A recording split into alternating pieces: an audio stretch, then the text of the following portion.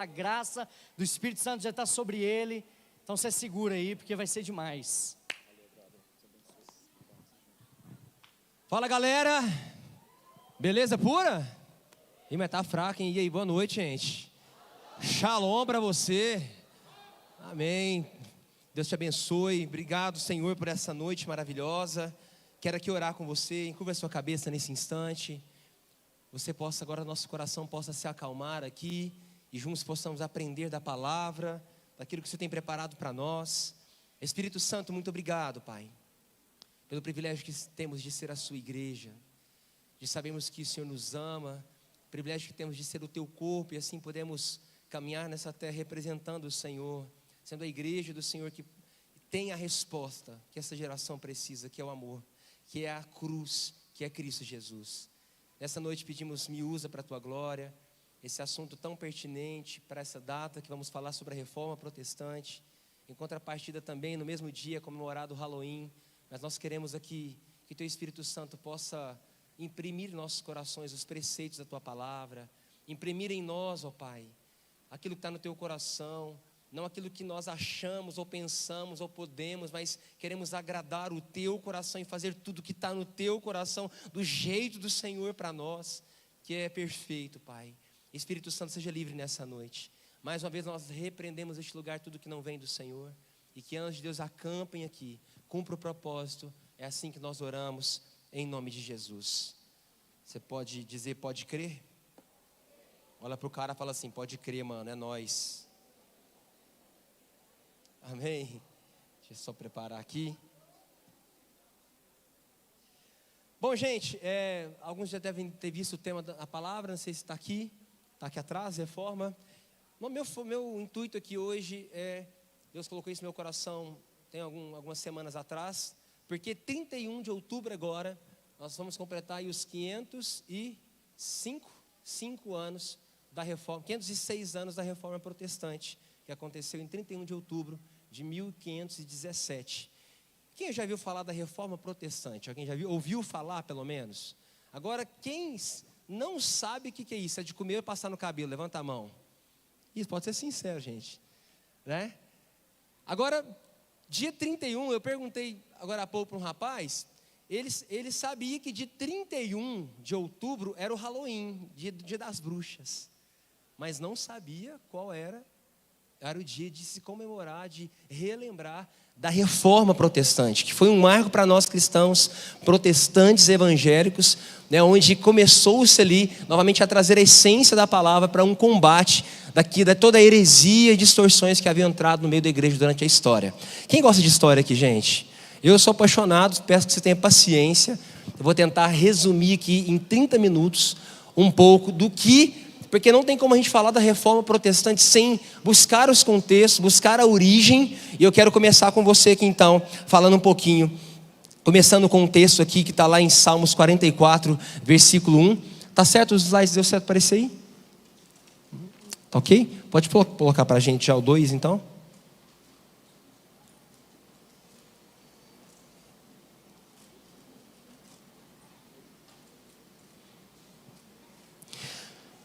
Pode passar, vamos lá. Isso, pode passar no 2. Lá no versículo, pode pôr o versículo, já está aí já. Eu quero que você leia comigo em voz alta, pode ser, esse texto. Fala comigo lá, no 3, 1, 2, 3 e... Ó Deus, nós ouvimos como os nossos ouvidos, e nossos pais nos têm contado a obra que fizeste em seus dias, nos tempos da antiguidade. Quantos querem ouvir aqui o que Deus fez no passado, para a gente ser inspirado a impactar o nosso futuro?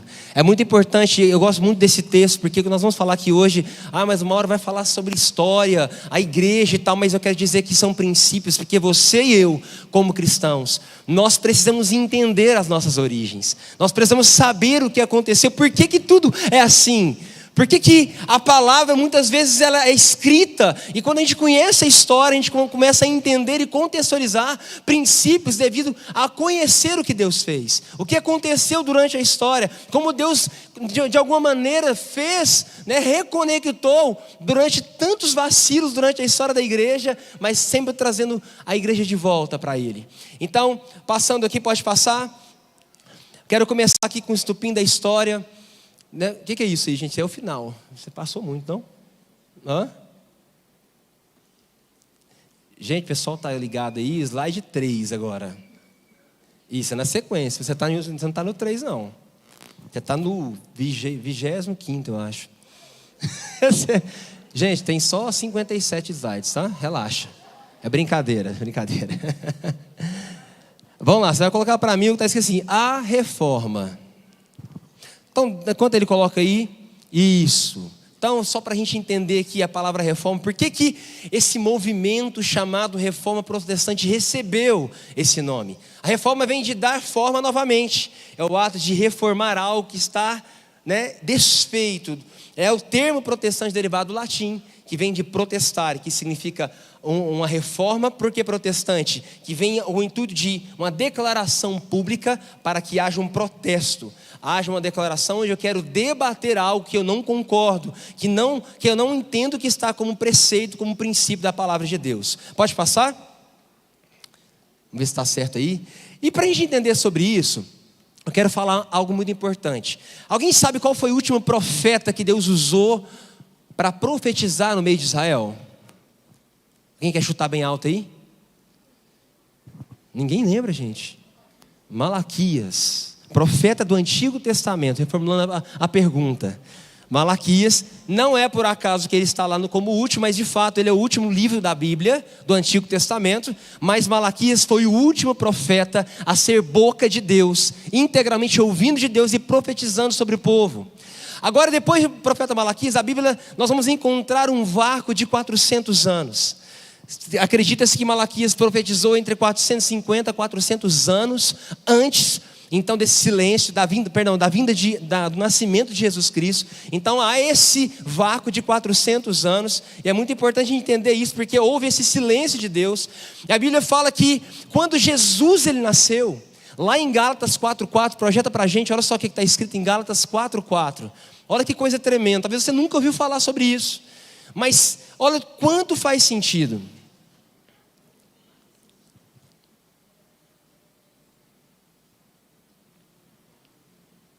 Deu certo? Gente, me ajuda. Vai ficar aqui até uns meia-noite hoje, então. Amém? Me ajuda, vamos lá. Deixa eu abrir aqui na minha Bíblia, peraí, gente. Mas resumindo então, o versículo vai falar que Jesus, ele nasceu, ele veio na plenitude dos tempos. Fala comigo assim, plenitude. Porque lá, lembrai-vos, é isso aí? Não, gente, é Gálatas. Vamos deixar quieto, né? Vamos seguir aqui em frente. Gente, está tudo combinado, era só para ver se vocês estão atentos mesmo, tá, gente? Estava tudo combinado entre a gente, tá? Relaxa, tá? Então, Gálatas 4:4, vindo, porém, fala comigo, a plenitude do tempo. O que aconteceu na plenitude do tempo? Deus enviou o seu Filho. Então, estava tudo preparado para que Jesus viesse. Deixa eu só abrir aqui para não ficar mais fácil a Bíblia aqui já, só um minutinho.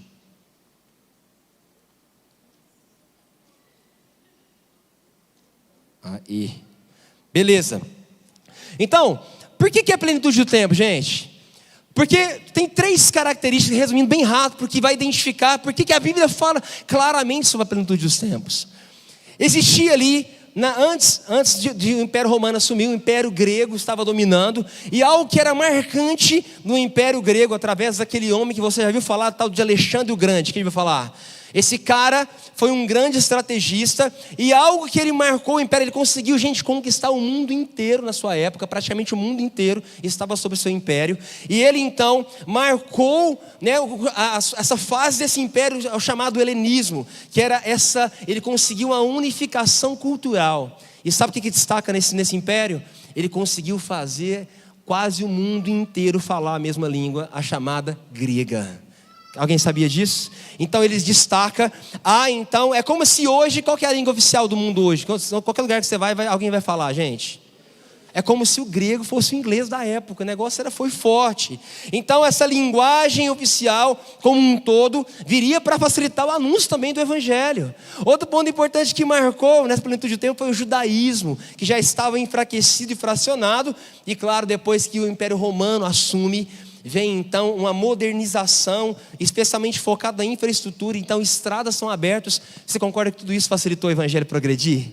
Então Jesus, ele nasce no tempo ideal, ele nasce e vem então para cumprir seu propósito. Passando para frente então, nós temos então, vamos entender um pouquinho do contexto do que está acontecendo. Então depois do nascimento de Jesus, ele então manifesta seu ministério com 30 anos, ele forma discípulos durante 3 anos e meio, e esses discípulos então seriam a base da igreja, que seriam os seus precursores, as suas vozes ativas que iriam então fazer com que a igreja multiplicasse e crescesse. Tanto é que lá em Atos vamos ver que os apóstolos, os discípulos, eles perseveravam na doutrina de quem?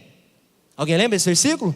Na doutrina dos apóstolos, porque os próprios apóstolos que tinham recebido diretamente a mensagem, o ensino diretamente do autor e consumador da nossa fé, Jesus Cristo. Então no primeiro século, então, vemos então a igreja crescendo, sendo reconhecido como período apostólico.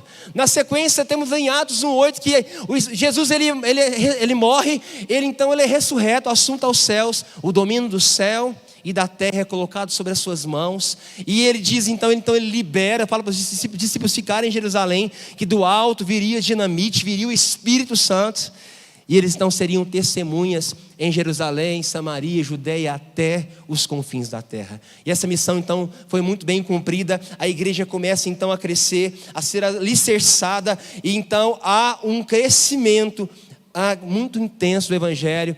E sabe que é a grande curiosidade dessa fase? Os apóstolos foram as bases, mas as pessoas comuns, o povo simples, os comerciantes em especiais foram os principais responsáveis pela multiplicação da palavra, para a formação de discípulos. Foram pessoas que fizeram a diferença e espalharam a fé cristã. Então nós sabemos que depois disso, os judeus que haviam então crucificado Jesus, especialmente os religiosos da época, há essa perseguição lá em Atos. A gente começa a ler em Atos 6, 5, 6, 7 em diante, e então há o primeiro mártir da igreja. Alguém lembra quem é? Estevão. Ele é apedrejado, primeiro mártir bíblico relatado então no Novo Testamento, onde ele é apedrejado por sua fé. E depois na sequência também Tiago, o discípulo também, o apóstolo, ele é morto na sequência também. Há uma perseguição dos próprios judeus em relação a esses cristãos que estavam em expansão. Então começa então a perseguição um pouco mais intensa. A gente chega aqui já no ano 54 após Cristo, e aqui então assume nesse ano um tal de Nero. Quem lembra do Nero, gente? Esse cara era um cara muito maluco, era um cara meio loucão, gente.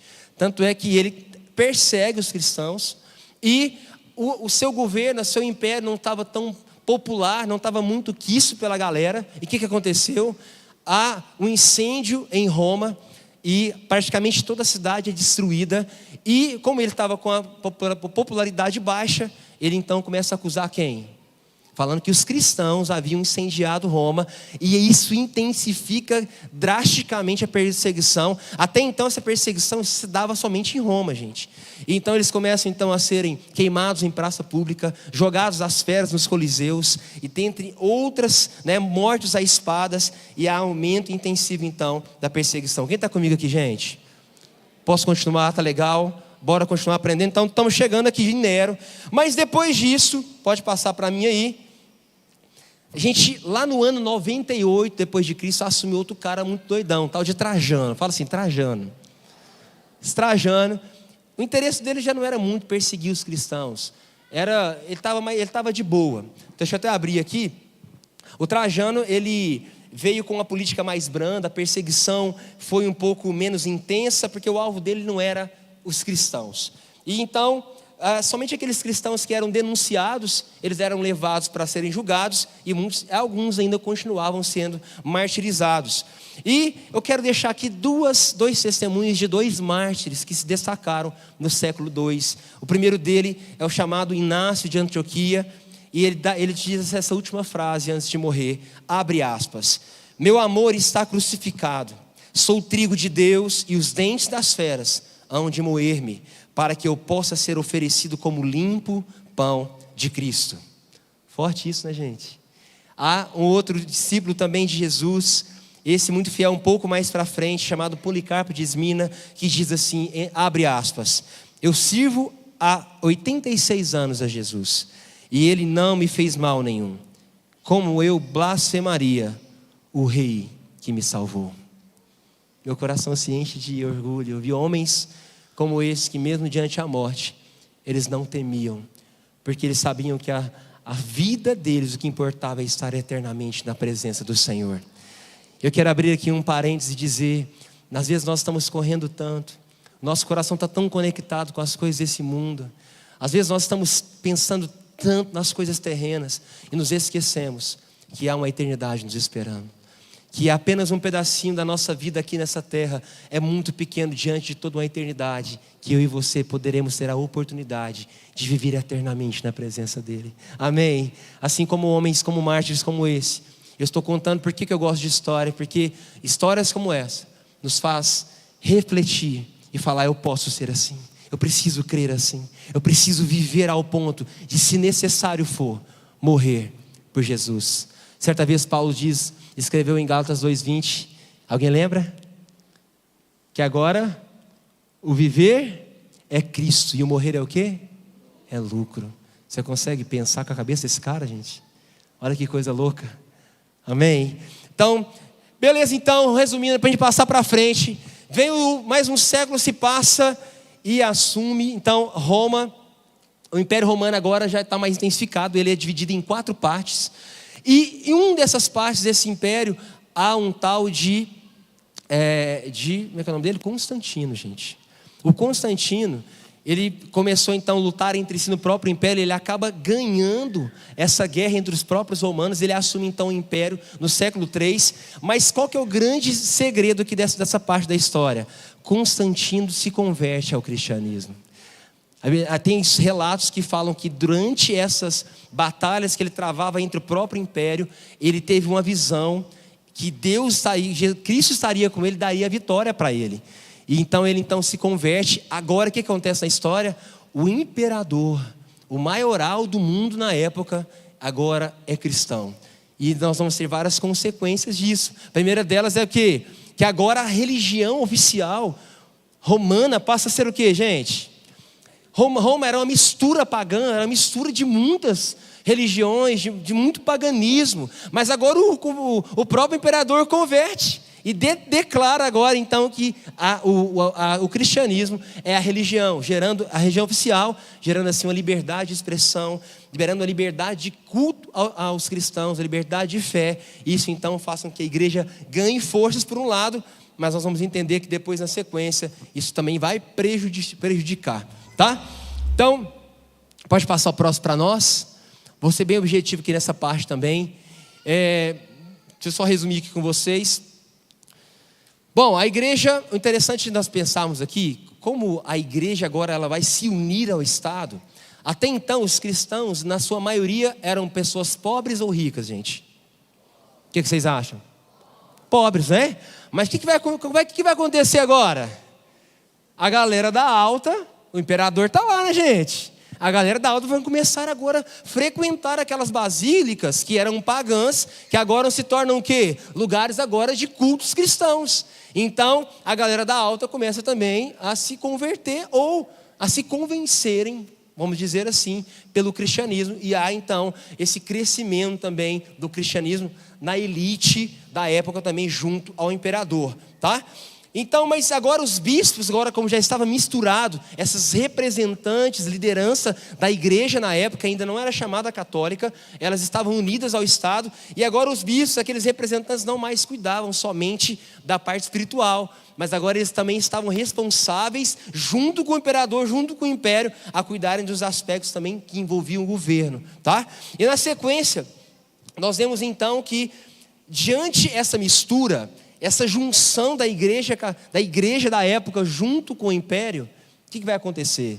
vai começar alguns movimentos separatistas. E eu coloquei 3 aqui, o monasticismo, que são chamados os monges, que surgem nessa época. Eles falam, quer saber? Esse povo da igreja agora está tudo bagunçou tudo, perdeu a raiz, é tudo Nutelinha. Os caras misturou, aí perderam a essência da simplicidade. Nós vamos agora viver solitário, nós vamos para o deserto, nós vamos agora viver a simplicidade do campo, e a gente vai ficar por conta de oração, jejum, uma consagração. Por um lado foi muito bom, né, gente? Os caras estavam, né, querendo buscar Deus e tal, mas foram também de alguma forma perseguidos durante algum tempo. Tem os donatistas, e quero dar um ênfase nos arianos. Os arianos também eram cristãos, mas só que eles tinham algo que foi o confronto da época, e que eles diziam que, qual que era o que trazia a oposição desses caras? Eles não reconheciam Jesus como divino, que não era como Deus Pai Criador, tá? Gente, eu estou rápido demais. Está de boa? Posso continuar assim? Então, deixa eu passar aqui para a gente ganhar tempo. Então, há esse conflito entre os arianos, e até então aí, que há já essa formação dessa igreja católica, vamos dizer assim, que ainda não é a igreja católica apostólica romana, tá? Aí eles então, o Constantino então, no século IV, se não me engano, depois de uns 20, 30 anos, 20 anos depois mais ou menos, ele traz um concílio, ele chama todos os representantes, líderes do império inteiro, que se dizem que estavam autoridades cristãs, e fazem uma reunião para decidir qual seria então o posicionamento em relação ao império, à igreja do império. Seriam na base ariana, onde Jesus não era tido como divindade, era difícil acreditar em uma trindade, um ser trino, né, que era de um Deus manifestado em 3 formas, em 3 pessoas, né, ou se eles baseariam nos próprios cristãos católicos, que não são, que eu falei para vocês ainda, os apostólicos, mas que cria como Cristo como Salvador, a fé, né, não por obras apenas, mas sim pela graça, tá? Beleza, gente? Passando aqui então, dando a sequência na história, vamos aqui então, avançando um pouquinho, a gente vai perceber que lá no ano, pode passar? Passou aí? Para a galera acompanhar.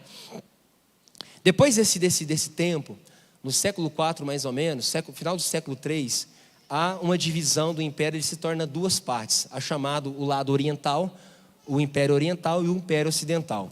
Então começa no século IV as invasões dos bárbaros saxônicos, e esse lado ocidental ficou muito enfraquecido. E o que aconteceu? Eles começaram a ser invadidos, especialmente pelo norte da África e alguns países saxões ali, e começaram a ser tomados. Mas diante dessa invasão violenta, o que acontece? Na sequência, em 410, o Império Romano, de fato ocidental, ele cai, né? Há então o estabelecimento, e a igreja católica, no caso alguns, os bispos conseguem permanecer mesmo diante ao caso, e estabeleceram então essa cultura de fé cristã, permaneceram mesmo com essas invasões, tá? Então, a partir desse século então, o surgimento do papado. A partir dele então começa assim, uma cultura, a ideia de o Papa ser visto como um substituto de Deus. Aqui começa o grande problema da igreja católica. Há um representante máximo diante da igreja, e esse cara que era elegido como esse representante, o cara era a voz, era o Deus na terra. O que o cara falar tinha que acontecer, era como se fosse uma autoridade canônica. A palavra, ele dizia, era como se fosse a palavra de Deus. E foi um período muito sombrio que a igreja foi entrando. A Idade Média para frente é chamada aí do século IV até o século XV e XVI, é chamado a Idade das Trevas, ou a Idade Média, que foi muito abalada. Muitas coisas acontecem em relação, né, a esse período, tá? Vamos adiantar aqui, pode passar o próximo. Então, há uma decadência da igreja.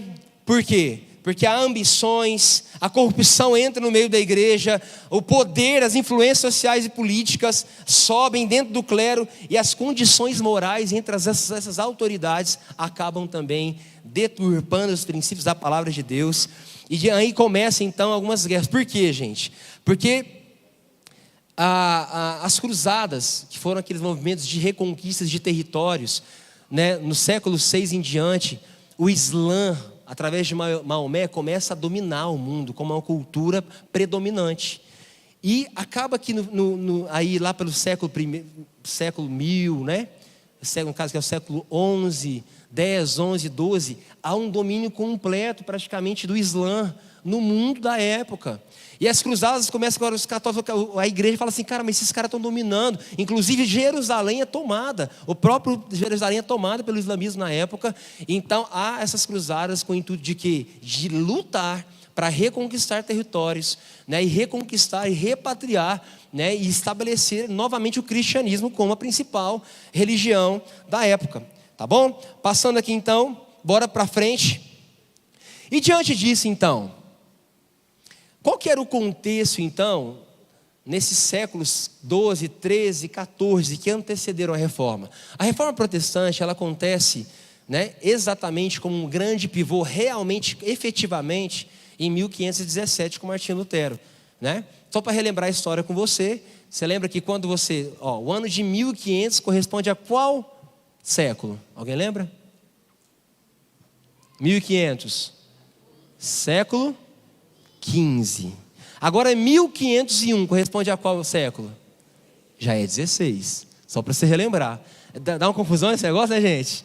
Né? Porque 1500, beleza, está no século XV, mas já virou 1501, já é o século XVI. Então, a reforma estabelece só lá no século XVI, 1517, com Martinho Lutero.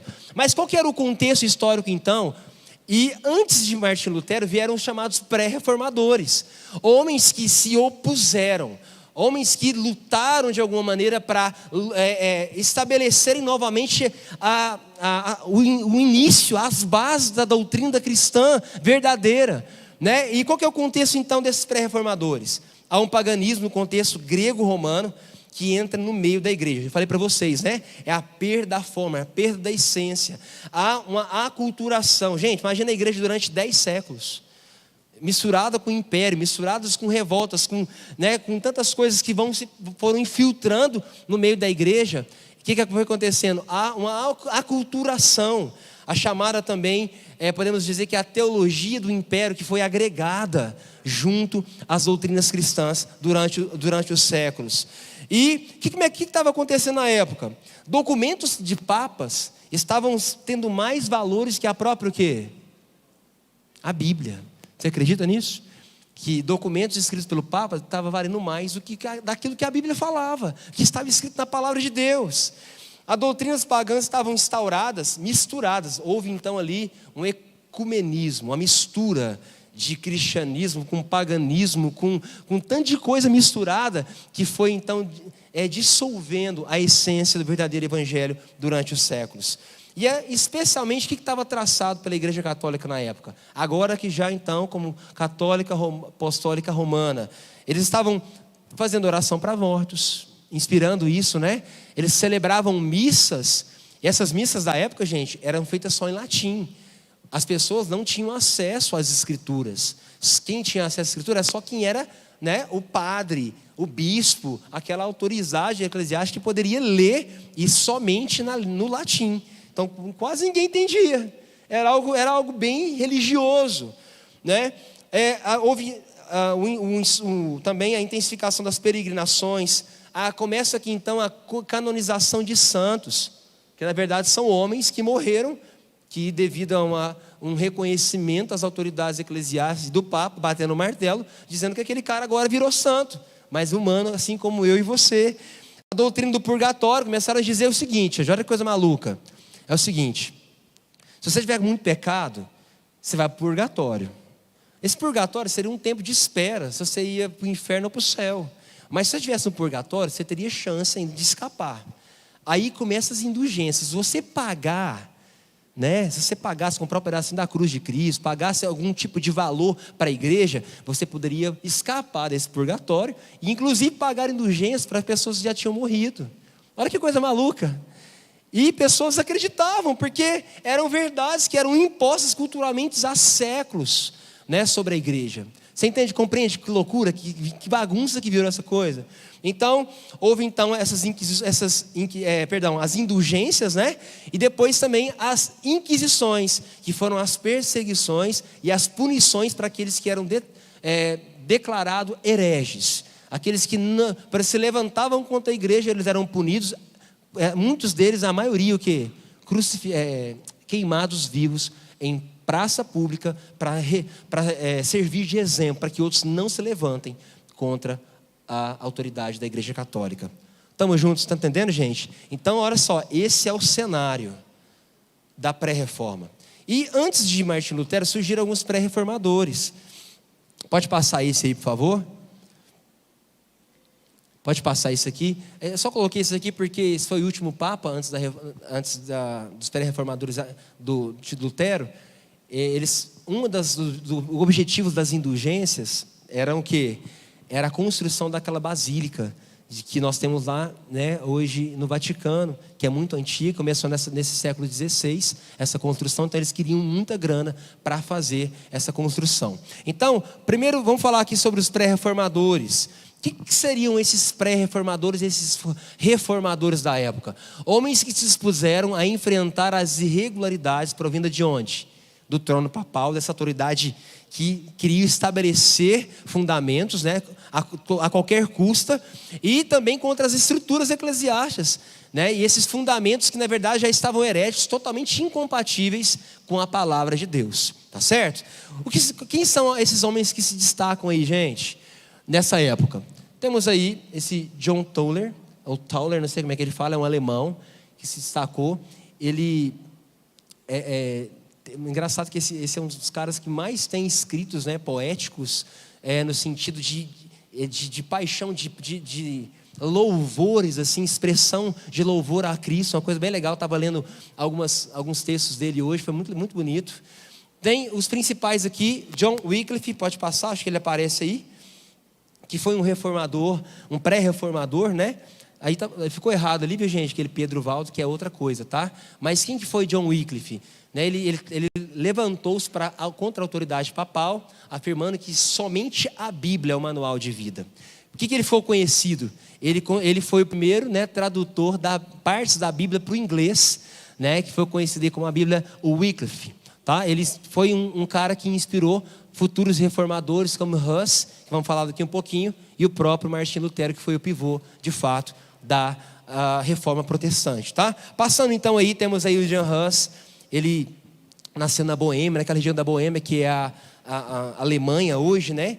Ele também, inspirado por John Wycliffe, ele conseguiu traduzir esse Novo Testamento para essa língua boêmia.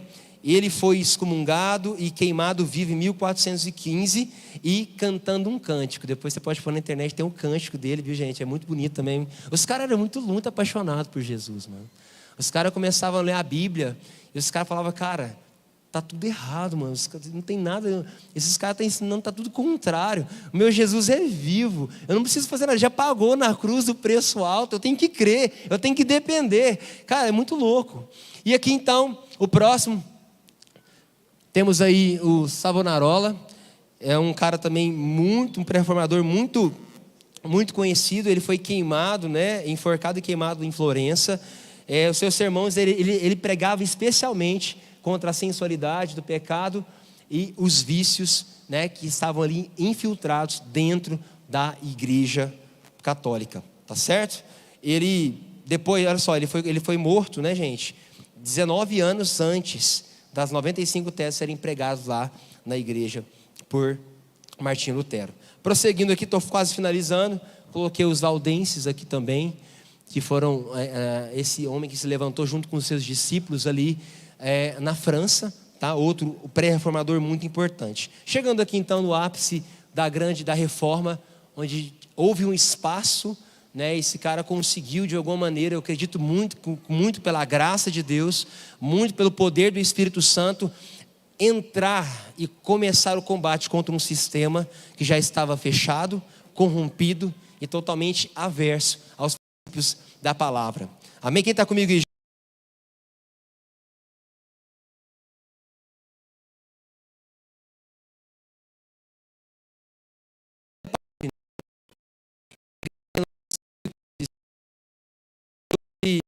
Essa de Wittenberg, ele da própria igreja, líderes à frente da igreja naquela época. Crise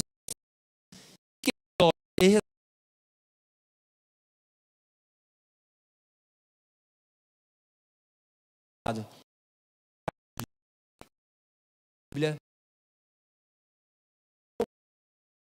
capítulo 1, versículo 17. Quem lembra?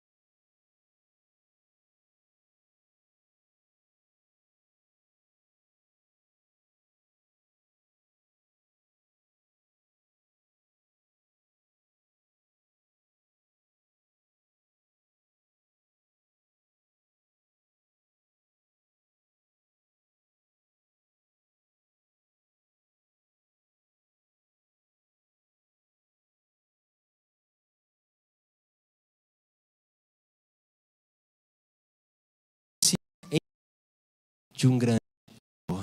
Que coisa. Que relação, cara. De onde ele entende que ele justifica o que ele faz, não é as obras que ele faz. Ele não tem que fazer.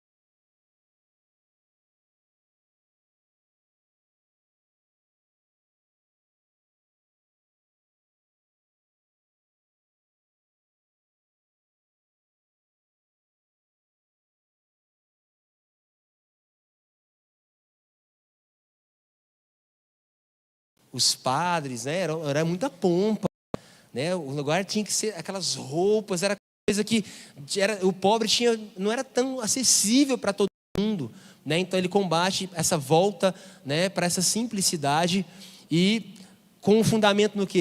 Cultos que pudessem então se envolver, consistir em orações, a leitura da palavra e os cânticos espirituais. Bom demais, né? E claro, mas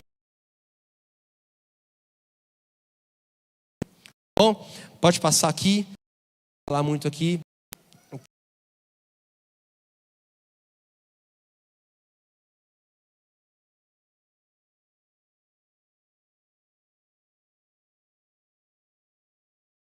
Assim, né? A despertar para as ambientes. Então, como ele e essa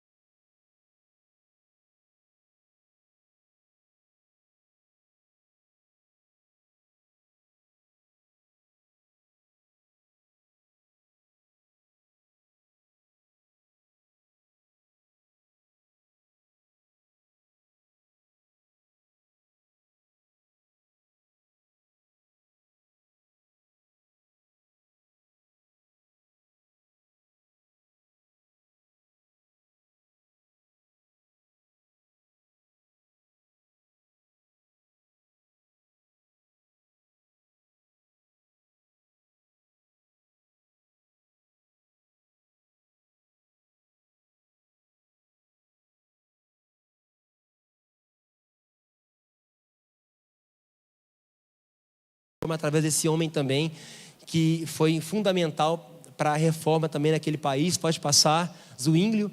Tem o João Calvino, que até hoje, né, nós vamos encontrar aí esse pensamento sistemático. Era um cara muito culto, ele foi o primeiro, né, a primeira teologia sistemática protestante reformada. Ele conseguiu tirar só do campo da teoria, colocando no papel, e as suas primeiras institutas deram 4 livros com 80 capítulos, mais ou menos, cada um, gente. E nós temos aí algumas igrejas até hoje, né, calvinistas, né, que são reformadas calvinistas, através inspirado por esse homem, que depois ele assumiu como líder em Genebra, na Suíça, também como um líder da reforma. Beleza? Diante de tudo isso que eu estou falando com você, quero encerrar aqui, pode passar. Tem as principais contribuições, podemos passar aqui já, pode passar. Eu quero só destacar aqui uma das principais contribuições da reforma para nós, é a restauração do sacerdócio pessoal de cada cristão. Aqui eles entenderam a responsabilidade de fato que todo cristão, como sacerdote de Cristo, teria uma missão de anunciar e pregar o Evangelho, de fazer discípulos. Então há esse incentivo, essa compreensão desse sacerdócio, né? E diante a reforma não foi somente algo espiritual, gente. Há uma crescente.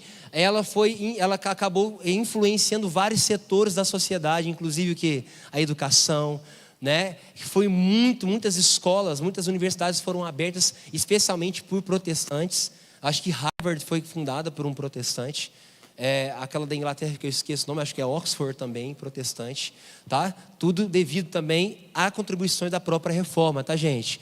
Há avanço da ciência, da educação, surgimento de novas igrejas, a tradução da Bíblia então foi influenciada para vários diversos idiomas. Passo próximo, está acabando. Bora lá. E está aqui então a herança dos nossos pais reformadores, resumidas aqui em 5 fundamentos. Eu queria depois que nós podemos ler juntos as chamadas as 5 solas, que é a sola graça, somente a graça de Deus. Sola fide. O que é, gente? Somente uma fé. Solos Cristo, somente um Cristo. Sola Escritura, somente uma única Escritura. E sola o Deus da glória, o que é? Somente um Deus, a glória. Então tá aí os fundamentos que nossos pais reformadores nos deixaram como base, essa essência da nossa reforma. Pode passar? E eu quero deixar essa reflexão para você. Por que eu quis compartilhar com você? Talvez você não goste muito de história, mas eu creio que de alguma maneira eu deixei alguma coisa no seu coração, porque nós como cristãos precisamos saber da nossa história, né? Isso é muito importante para a gente até compreender muitos princípios da própria palavra na nossa vida. E eu deixei essa reflexão, essa história para você aqui hoje, para que você e eu possamos saber que homens influenciaram no passado, que homens e mulheres pagaram um preço, fizeram a diferença e marcaram a geração. E minha pergunta para você é: nós podemos marcar a nossa geração? Nós podemos fazer a diferença? Podemos ser as vozes de Deus, a resposta de Deus para essa geração? E a pergunta é: como nós podemos fazer isso? Como eu posso ser? O que eu posso fazer? Aí você olha para si mesmo e fala: mas eu sou tão pequenininho, eu não sei nem falar, não sei nada. Mas eu quero te dizer, Deus Ele pode te usar e vai te usar muito em nome de Jesus. Essa geração nunca mais vai ser a mesma, porque você e eu nos posicionaremos pela verdade, pelas solas do Evangelho, para que Cristo seja anunciado, para que Jesus seja revelado e nós possamos povoar o céu e o nome dele ser engrandecido. Amém? Então, deixa essa reflexão, que essa história possa te inspirar. Quero que você fique de pé. Eu falei que ia falar sobre o Halloween, mas eu sabia que eu não ia dar conta de falar rápido. Então eu preparei um vídeo, tá? De 5 minutos, mais 5 minutinhos. Eu vou passar resumido para você. Eu achei muito bacana esse vídeo que eu assisti. Ele vai revelar para a gente um pouquinho. Por que eu fiz essa contraposição da reforma protestante com o Halloween?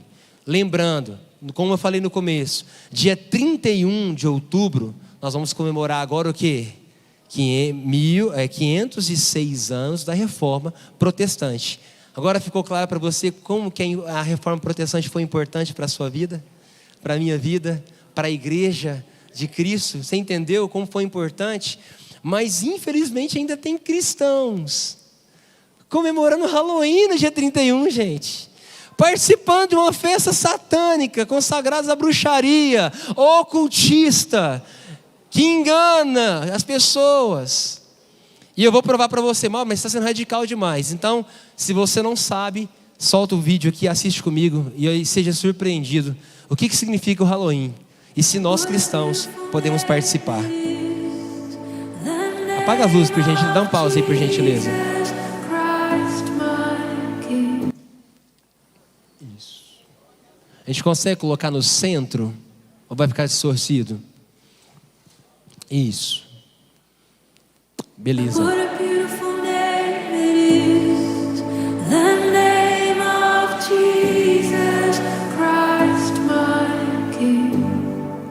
Todos os anos, no último dia do mês de outubro, crianças de vários países se vestem com fantasias para pedirem doces nas casas.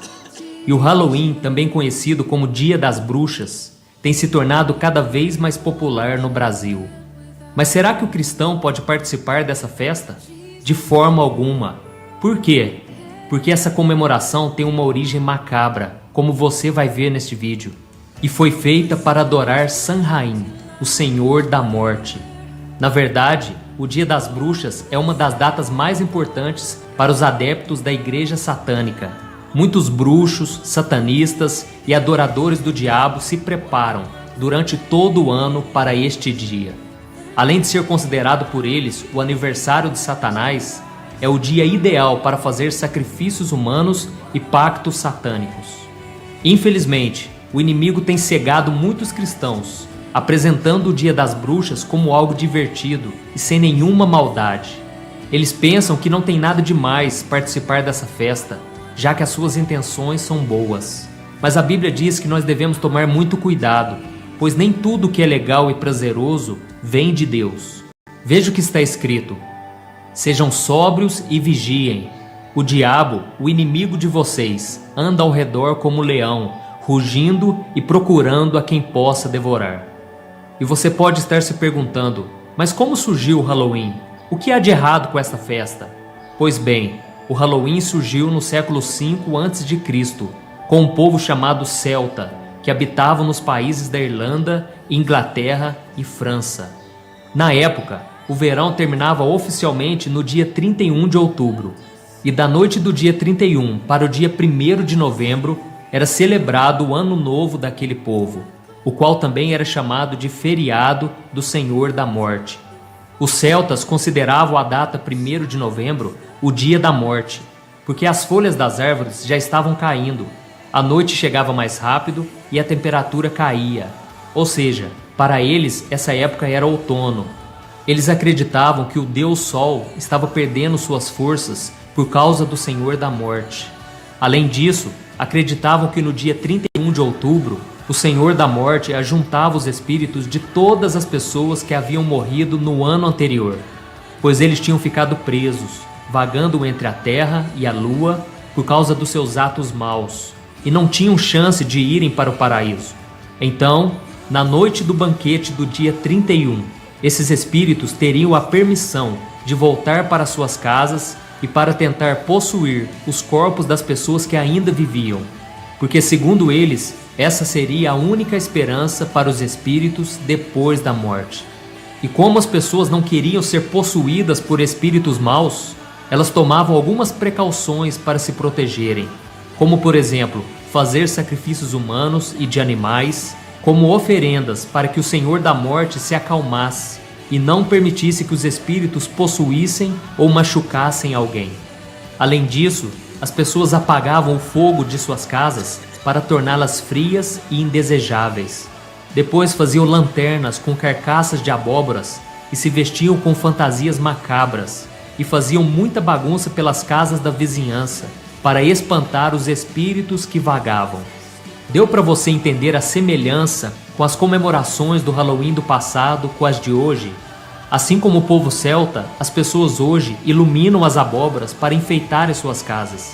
E as crianças usam máscaras e fantasias para saírem pelas ruas, de porta em porta, dizendo doces ou travessuras. E hoje o Halloween é tão famoso que só perde para o Natal em questão de entretenimento, fazendo com que o mercado seduza as pessoas e fature bilhões todos os anos com filmes de terror, fantasias, decoração e outras coisas. Então, se você é pai ou mãe, não permita que os seus filhos participem das festas de Halloween que as escolas costumam realizar. Eu sei que a maioria das pessoas não tem ideia do que significa essa festa, mas nós cristãos devemos ter uma conduta diferente, principalmente agora que conhecemos a verdade escondida por trás do Dia das Bruxas.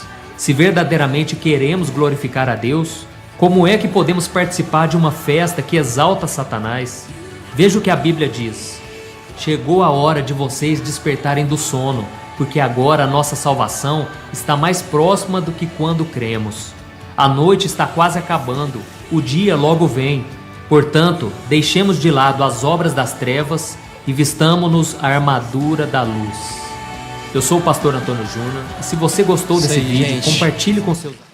Acho que ele conseguiu resumir em 5 minutos, né, gente? Queria que você ficasse de pé. E pode parecer algo tão bobo, mas meu intuito aqui nessa noite é te lembrar que existe algo muito mais poderoso para se celebrar no dia 31 do que o Halloween, onde nós podemos ter o acesso às verdades da base da palavra. Eu estava na intercessão mais cedo, quando as meninas estavam orando por mim, eu senti claramente o Espírito Santo colocando no meu coração de desafiar a juventude no dia 31 agora de outubro a tirar um jejum contra todas essas práticas, né, que o Halloween nos traz e influenciam, especialmente crianças. Estava lendo hoje que 15 dias que antecedem o dia 31, especialmente nos Estados Unidos, são os 15 dias que mais somem crianças nos Estados Unidos. E infelizmente muitas delas não se veem mais, são sacrificadas no dia 31 do Halloween, que alguns comemoram. Então estou dizendo isso como um peso para que nós possamos ter um peso de oração por esse dia. Celebrar, sim, a palavra, a reforma que pôde estabelecer-nos como igreja novamente, mas jejuarmos contra espíritos do inferno. Viu o cara falando? Que satanistas durante todo o ano se preparam especialmente para esse dia, para seus atos ocultos, oferendas e sacrifícios. Estamos juntos nessa? Eu quero que você coloque a mão no ombro do irmão que está do teu lado e você fala para assim: vamos jejuar. Dia 31 de outubro, você e eu vamos tirar uma refeição para matar nossa carne e gerar um peso de oração contra essas práticas de Satanás, em nome de Jesus. Vamos juntos nessa? Quero que você dê uma salva de palmas para Jesus, então. Aleluia. Vamos orar. Senhor, te louvamos por essa noite. Te agradecemos pelo privilégio que temos de aprender um pouco da história da igreja, de saber quanto o Senhor foi misericordioso, quanto o Senhor foi bom, bondoso, mesmo com os desvios, os percalços que a igreja enfrentou. Aqui nós estamos. O Senhor é a nossa base, o Senhor é a nossa rocha, e pela reforma protestante aprendemos que tantas coisas puderam ser refeitas, revistas, e estamos colhendo os frutos até hoje. Que o nosso coração se encha de alegria de no dia 31 de outubro comemorar essa vitória, esse grande presente que o Senhor entregou à igreja do mundo. Queremos aqui orar também, pedindo que o nosso coração, diante de tudo que é nos colocado, tudo que nós vivemos, esteja conectado ao teu coração. Que a tua palavra, a Bíblia, as verdades do Evangelho seja a nossa base de vida. O Senhor seja o centro da nossa vida, do nosso coração. Que nós não possamos olhar nem para a direita nem para a esquerda, mas que os nossos olhos permaneçam fitos no Senhor, Pai. Que o nosso coração continue te amando, te desejando mais que esse mundo, desejando mais do que as nossas próprias vontades. E que nós juntos como juventude Vox da igreja, ó Deus, nessa terra, no Brasil, nessa cidade, nossa igreja local, possamos ser a resposta que o mundo precisa ouvir. Possamos ser as vozes proféticas que proclamarão o único autor e consumador da nossa fé, Jesus Cristo, o Senhor e Salvador. Nós te adoramos, Jesus. Nós reconhecemos que não há outro Deus como tu, e nós estamos aqui, ó Deus, para te adorar e para sermos instrumentos em tuas mãos. Por isso nessa noite, como ouvimos tantos homens inspirados, apaixonados pela tua palavra e pelo Senhor, nós aqui estamos dizendo: nós estamos aqui, Senhor. Estamos prontos para ser usados, para fazer a diferença, para marcar a nossa geração, para fazer a história, para que o teu nome seja conhecido. É assim que nós oramos, em nome de Jesus. E por fim, oramos aqui, desde já combatemos as forças do inferno. No dia 31, muitos comemorarão o Halloween. Muitas coisas ocultas acontecerão que nós nem imaginamos, mas nós estamos aqui clamando misericórdia, Jesus. Que anjos de Deus já comecem a ser espalhados com espadas desembainhadas e a repreender as forças de Satanás. Nós declaramos em nome de Jesus: tem misericórdia das crianças, tem misericórdia, Senhor, daqueles que porventura estão no alvo do diabo. Nós não aceitamos, e Deus, e clamamos misericórdia para a tua igreja. Que nós ganhemos a visão, o entendimento que tudo nos é lícito, mas nem tudo nos convém. E nós aqui nos comprometemos em ficar com a verdade da tua palavra, a sermos instrumentos de combate e não de apoio a uma causa tão má, tão satânica como essa. É assim que nós oramos, em nome de Jesus. Amém. A última oração que eu faço nessa noite é por você que é nosso convidado, que está aqui hoje pela primeira vez. Talvez você não entendeu muito do que eu falei, se você aprendeu um pouquinho da história, mas se nós estamos aqui hoje porque essa história, homens lá atrás fizeram a diferença, e há 21 anos atrás a minha vida foi impactada por esse Cristo. Eu descobri que Deus não era Ele lá no céu e eu aqui na terra, mas que Ele queria habitar dentro de mim e que Ele tinha uma história para escrever junto comigo. E se você nessa noite entende, eu queria pedir que você não circulasse, hein? Nós não acabamos, tá? Nós ainda temos alguma surpresa aqui nessa noite. Que você não se movimentasse ainda, por favor. Não saísse do seu lugar. E esse é um momento muito especial.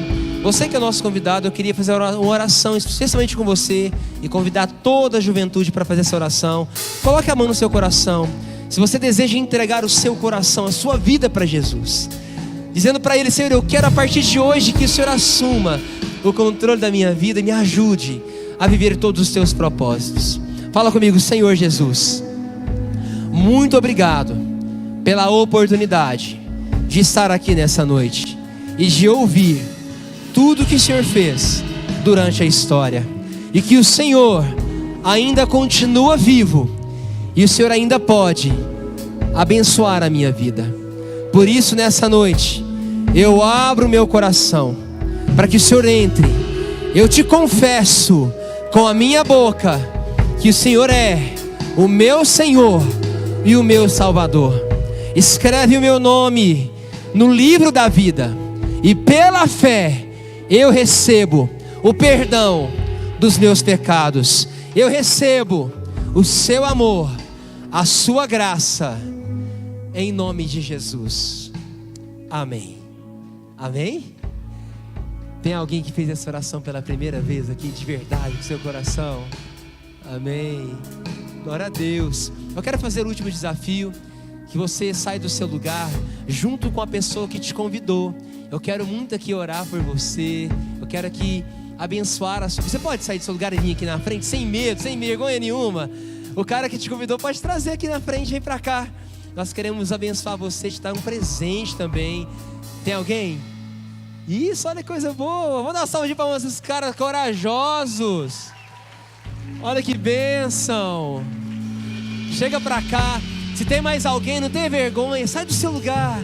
Eu quero orar com você. Vai ser um grande prazer ter você aqui.